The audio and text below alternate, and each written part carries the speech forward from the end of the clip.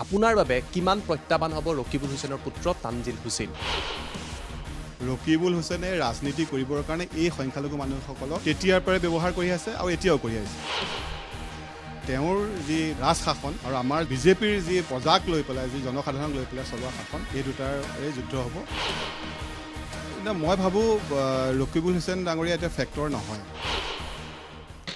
নমস্কাৰ, টাইম এটৰ বিশেষ অনুষ্ঠান ষ্টাৰ চিমেণ্ট প্ৰেজেন্স নেতাৰ সৈতে 24 ঘণ্টা পাৱাৰ্ড বাই এছ'চিয়েট বাই প্লাইষ্টৰী অনুষ্ঠানলৈ মই জ্যোতিদীপ বৈশ্যই আপোনালোকক স্বাগতম জনাইছোঁ। আৰু এইবাৰ চামুগুৰি সমষ্টিত ভাৰতীয় জনতা পাৰ্টীৰ তৰফৰ পৰা টিকট দিয়া হৈছে যুৱ নেতা অনিল শইকীয়াক। আৰু এই কথা কিছু সময়ৰ আগতে আনুষ্ঠানিকভাৱে ঘোষণা কৰা হৈছে। আজি টাইম এটৰ এই অনুষ্ঠানত আজি তেখেত আমাৰ মাজত আছে। প্ৰথমতে আপোনাক শুভেচ্ছা জনাইছোঁ আপোনাৰ নতুন যাত্ৰাৰ বাবে। কিছু সময়ৰ আগতে খবৰটো গম পালে কেনেকুৱা লাগিছে? এতিয়া আপুনি নিৰ্বাচনৰ বাবে সাজু হ'বলগীয়া। মইতো আচৰিত হৈ গৈছোঁ।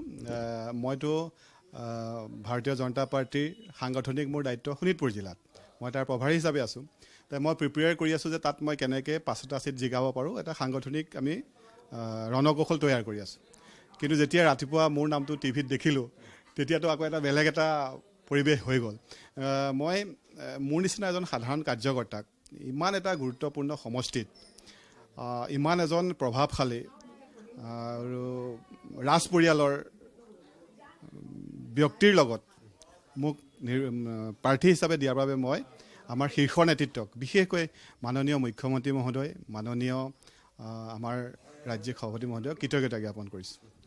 এটা কথা মই আপোনাৰ পৰা জানিব বিচাৰিছোঁ, চামুগুৰি সমষ্টি বৰ্তমান উপ নিৰ্বাচনত বিজেপিৰ দখলত আছিলে, কিন্তু তাত যদি চাই দীঘলীয়া সময় ধৰি কংগ্ৰেছৰ ৰকিবুল হুছেইন, তেখেতৰ পৰিয়াল আৰু এইবাৰ তেখেতৰ পুত্ৰ তানজিল হুছেইনক প্ৰাৰ্থিত্ব প্ৰদান কৰা হৈছে। আৰু কোৱা হয় যে চামুগুৰি দীঘলীয়া সময় তেওঁলোকৰ দুৰ্গ, যদিও এইবাৰ উপ নিৰ্বাচনত বিজেপিৰ মিত্ৰজোঁটলৈ আহিছিলে। আপোনাৰ বাবে কিমান প্ৰত্যাহ্বান হ'ব ৰকিবুল হুছেইনৰ পুত্ৰ তানজিল হুছেইন? কিয়নো কৈছোঁ, যদিও তানজিল হুছেইনে খেলিছে, কয় ৰকিবুল হুছেইনৰহে সমষ্টি। হয়, সেইটো মোৰ কাৰণে এটা প্লাছ পইণ্ট যে দীঘলীয়া সময়, তুমিয়ে কৈছা যে দীঘলীয়া সময়, আৰু সকলোৱে জানে তেওঁলোক দীঘলীয়া সময় আছে। অসমৰ তেওঁ এজন প্ৰভাৱশালী মন্ত্ৰী, যিটো নাম ল'লা তুমি ৰকিবুল হুছেইন ডাঙৰীয়া, প্ৰভাৱশালী মন্ত্ৰী আৰু দীঘলীয়া সময় থকাৰ পাছতো 126টা সমষ্টিৰ ভিতৰত চামুগুৰি সমষ্টি অতিকৈ পিছপৰা উন্নয়নৰ ক্ষেত্ৰত। মাত্ৰ আমি 6-7 মাহ আমাৰ উপ নিৰ্বাচনত বিধায়কজনক আমি পাইছোঁ।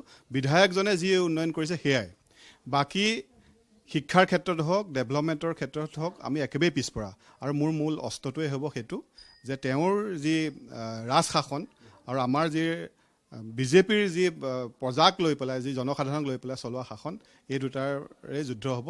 গতিকে ৰাইজে সিদ্ধান্ত কৰিব যে ৰজাৰ ঘৰৰ লগত থাকিব নে আমাৰ সাধাৰণ ৰাইজৰ লগত থাকিব। এটা মোৰ প্ৰশ্ন আছে, ডিলিমিটেশ্যনৰ পিছত সমষ্টি পুনৰ নিৰ্ধাৰণৰ ক্ষেত্ৰত জনবিন্যাস বহু সমষ্টিৰ সলনি হৈছে, আৰু নতুনকৈ যি চামুগুৰি সমষ্টি ডিলিমিটেশ্যনৰ পিছত এইবাৰ প্ৰথম নিৰ্বাচন হ'ব। জনবিন্যাসৰ ক্ষেত্ৰত কোৱা হয় যথেষ্ট তাত সংখ্যালঘু ভোটাৰ আছে আৰু তেওঁলোকে ভাগ্য নিৰ্ণয় কৰিব বুলি কোৱা হয়। এতিয়া বিজেপিৰ পক্ষে এই সংখ্যালঘু জনতা আপোনাৰ বাবে আহিবনে, আৰু এই ডিলিমিটেশ্যন বিজেপি বা আপোনাৰ বাবে কিমান প্ৰত্যাহ্বান হ'ব? প্ৰত্যাহ্বান নহয়, সেইটো মোৰ কাৰণে এটা প্লাছ পইণ্ট।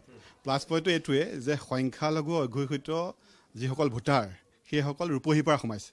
আৰু ৰূপহীৰ মোৰ ঘৰ, মই একেবাৰে জন্মৰ পৰা আজিলৈকে মই জন্মতে তেওঁলোকৰ কোচতে ডাঙৰ দীঘল হৈছোঁ। তেওঁলোকৰ পৰিয়ালৰ লগত মোৰ এটা সুসম্পৰ্ক। গতিকে যিসকল নতুন সংখ্যালঘু মানুহ সোমাইছে, আগৰ চামগুৰি সংখ্যালঘু ভোটাৰে, তুমি চামগুৰিত ঘূৰিলে গম পাবা, মোক যথেষ্ট মৰম কৰে, যথেষ্ট ভোটো দিছে। আৰু নতুনকৈ যিসকল ৰূপহীৰ পৰা সোমাইছে, তেওঁলোকে মোক ঘৰৰ ব্যক্তিৰ দৰে মৰম কৰে। গতিকে মই ভাবোঁ মোৰ কাৰণে এইটো প্লাছ পইণ্ট। মানে জনবিন্যাস আপোনাৰ বাবে ফেক্টৰ নহয়? ফেক্টৰ নহয়। কিন্তু ৰকিবুল হুছেইনৰ যি এটা পৰিয়ালবাদ বুলি আছে, তেখেতৰ সমষ্টিটোত দখল আছে বুলি কয়, পিতৃৰ পৰা আৰম্ভ কৰি তেখেতে এতিয়া তেখেতৰ পুত্ৰ, এটা দীঘলীয়া এটা পৰিয়ালবাদত চামুগুৰিৰ জনতা আছে। যদিও কিছু সময়ৰ বাবে আপোনালোকে অন্ত পেলাইছিলে, এইবাৰ সেই ধাৰাটো আপুনি বা বিজেপিয়ে অব্যাহত ৰাখিবলৈ কিমান দূৰ সক্ষম হ'ব, আৰু কিমান প্ৰত্যাহ্বান থাকিব বা কিমান সহজ হ'ব, কি ভাবে? মই ভাবোঁ ৰকিবুল হুছেইন ডাঙৰীয়া এতিয়া ফেক্টৰ নহয়। বিজেপিৰ সদস্যসকলে কি ভাবে বা কাৰ্যকৰ্তাই কি ভাবে সেইটো ডাঙৰ কথা নহয়। চামগুৰি সমষ্টিৰ ৰাইজে ৰকিবুলক এতিয়া মানে 1 নম্বৰৰ বিৰোধী বুলি ভাবে, চামগুৰি ৰাইজে। কাৰণ তেওঁৰ যি অত্যাচাৰ আৰু তেওঁৰ ইমান প্ৰভাৱশালী মন্ত্ৰী হোৱাৰ পাছতো আমাৰ যুৱকসকলক, আমাৰ আই মাতৃসকলক, আমাৰ ৰাস্তা ঘাট এনেকৈ তেওঁ বেকৱাৰ্ড কৰি থৈ গ'ল। তাৰ কাৰণে আজি সকলো ক্ষোভিত।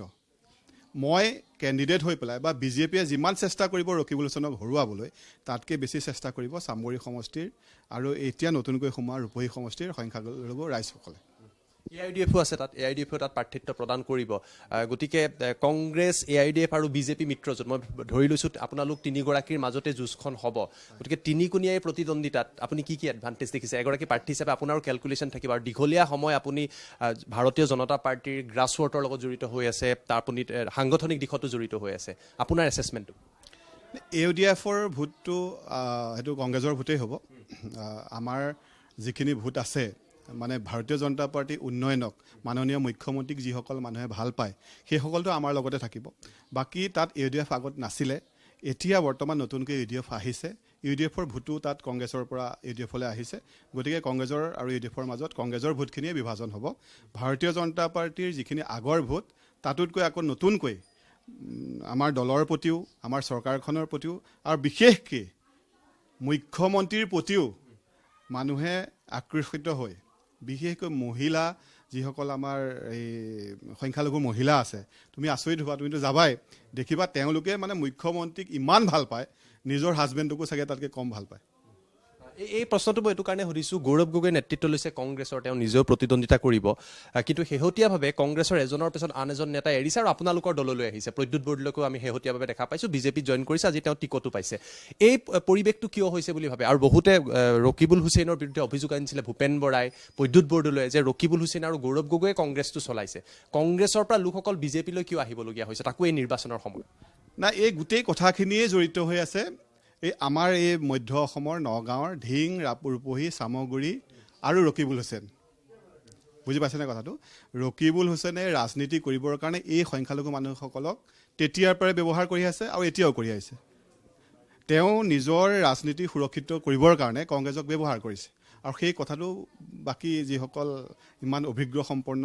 ব্যক্তি আছে সব দলতে থাকে কংগ্ৰেছতো আছে যিসকল অভিজ্ঞতা সম্পন্ন আছে তেওঁলোক দেখিছে যে ৰকিবুলে গোটেই কংগ্ৰেছটো গ্ৰাস কৰিছে তেওঁলোক আগতৈ আহিছে পুনৰবাৰ শুভেচ্ছা জনাইছোঁ আৰু যিসকল প্ৰাৰ্থী আপোনালোকৰ ভোটাৰ থাকিব সমষ্টিবাসী কি ক'ব বিচাৰিব যি টাইম নাই মই ভোটাৰ ৰাইজসকলক মই ইয়াৰ পৰা প্ৰণাম জনাইছোঁ আৰু চালাম জনাইছোঁ মোক আগতে যেনেকৈ মৰম কৰিছে তেনেকৈ মৰম কৰক আৰু মোৰ আশা মোৰ বিশ্বাস যে মোক মৰম কৰিব মোক ভাৰতীয় জনতা পাৰ্টীৰ প্ৰাৰ্থী হিচাপে নহয় মোক বিধায়ক বনাবৰ হিচাপে নহয় তেওঁলোকৰ এজন পৰিয়ালৰ সদস্যক সমাজ সেৱা কৰিবৰ কাৰণে তেওঁলোকে যাতে মোক আশীৰ্বাদ দিয়ে আৰু তেওঁলোকে যাতে মোক দিহা পৰামৰ্শ দি আগবঢ়াই নিয়ে সেইটোৱে মই কামনা কৰিছোঁ ধন্যবাদ জনাইছোঁ আৰু এই আছিলে অনিল শইকীয়া তেখেতে চামুগুৰিৰ পৰা এইবাৰ টিকট পাইছে গতিকে ইতিমধ্যে জনাইছে যে তেওঁ আশাবাদী আৰু কৈছে যে সংখ্যালঘু জনতাও তেওঁৰ পক্ষত আছে আমি এয়া নিৰ্বাচনৰ ফলাফলত গম পাম গতিকে নেতাৰ সৈতে 24 ঘণ্টা অনুষ্ঠানত আমি প্ৰতিগৰাকী প্ৰাৰ্থীৰ কাষলৈ গৈছোঁ তেওঁলোকৰ পৰিকল্পনা কি আৰু জনতাক কি প্ৰতিশ্ৰুতি দিব এই কথাখিনি আপোনালোকৰ বাবে লৈ অহাৰ চেষ্টা কৰিলোঁ ধন্যবাদ